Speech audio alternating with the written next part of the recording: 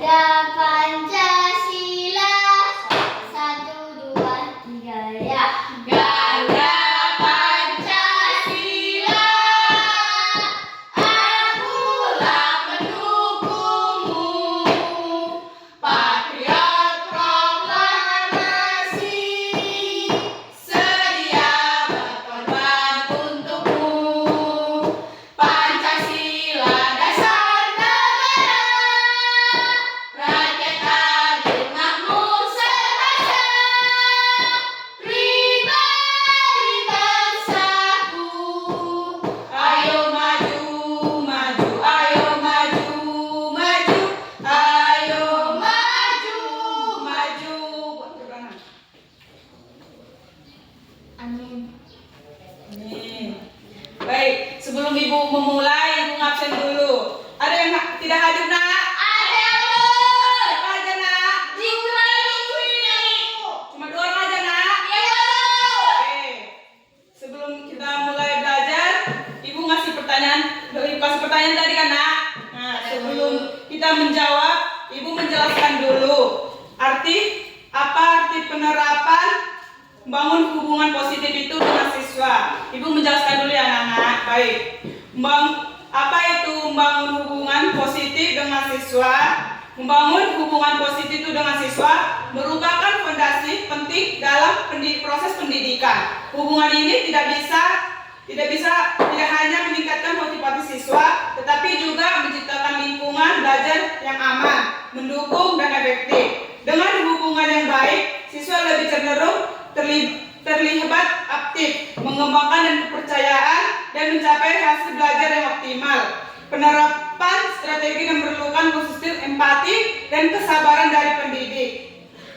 Strateginya itu seperti langkah-langkahnya: mendengarkan aktif, berikan perhatian penuh pada siswa, berbicara, gunakan teknik dan mengulangi kata-kata mereka untuk menunjukkan pemahaman. Misalnya, jika kamu merasa kesulitan dengan matematika karena kurang paham konsep dasar, ini membuat siswa untuk dihargai dan didengar. Yang kedua itu, tunjukkan empati dan dukungan, memahami perasaan siswa tanpa menghakimi. Dan jika seseorang siswa dan stres karena masalah pribadi, katakan, saya mengerti ini sulit untukmu dan di sini untuk membangun empati, membangun kepercayaan dan mengurangi kecemasan.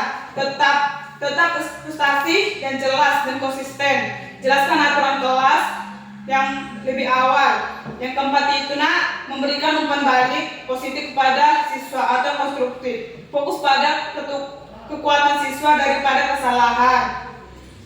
Yang kelima itu, libatkan siswa dan kegiatan dan keputusan. Ajak siswa berpartisipasi dalam proyek kelas dan atau diskusi. Misalnya, biarkan mereka memilih topik presentasi dan berkontribusi dalam aturan kelas. Yang keenam itu, Nak, hormati keragaman dan kebudayaan. Akui latar belakang siswa yang berbeda. Walau kita beda-beda agama, kita harus menyatukan atau sama-sama kompak. Nah, tantangan itu, Nak, umum untuk termasuk siswa yang sulit untuk dikelola atau perbedaan generasi. Solusinya tetap sabar, gunakan pendekatan individu, mencari dukungan atau kolage atau konselor dan diperlukan. Baik, sebelum Ibu kesimpulannya itu, membangun hubungan positif dan memerlukan waktu dan usaha, tetapi manfaatnya jangka panjang. Siswa yang lebih banyak, produktif dan terapkan strategi secara bertahap, dan ingat bahwa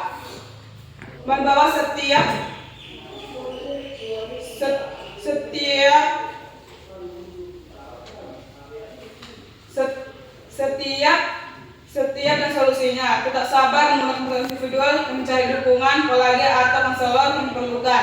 Evaluasi hubungan itu hubungan secara berkala melalui survei atau nomin.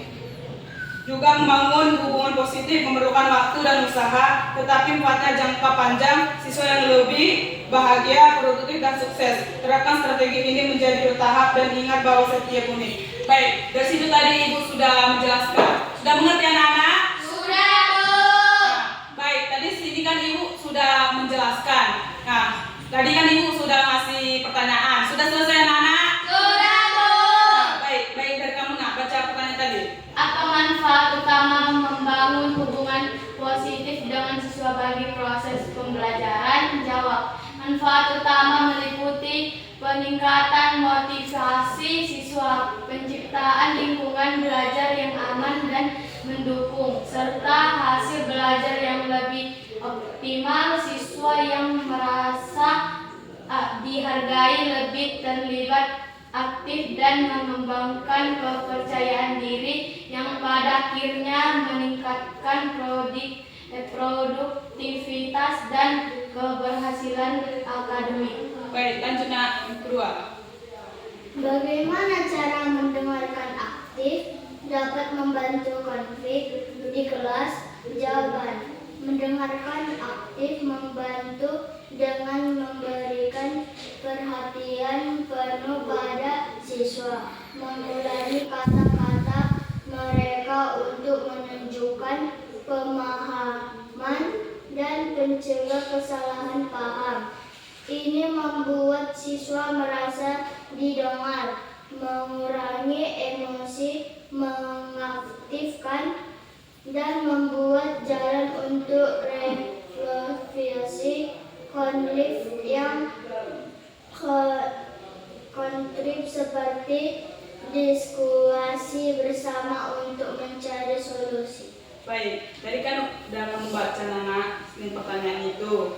Baik, sebelum kita mengakhiri, Ibu akan membacakan kesimpulannya lagi. Nah, kesimpulan atau menerapkan pendekatan dengan siswa itu membangun hubungan positif, memerlukan waktu dan usaha. Tetapi manfaatnya jangka panjang. Siswa lebih bahagia, produktif, dan sukses. Ya, terutama ini harus kita terapkan untuk strategi. Baik, sebelum kita mengakhiri pelajaran kita hari ini, ada baiknya kita berdoa. Berdoa di Bapak nih, aku pulang.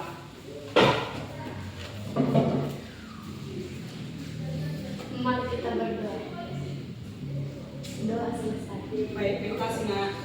Nah, baik sebelum kita mengakhirinya ini, Ibu mengucapkan terima kasih. Selamat siang anak-anak.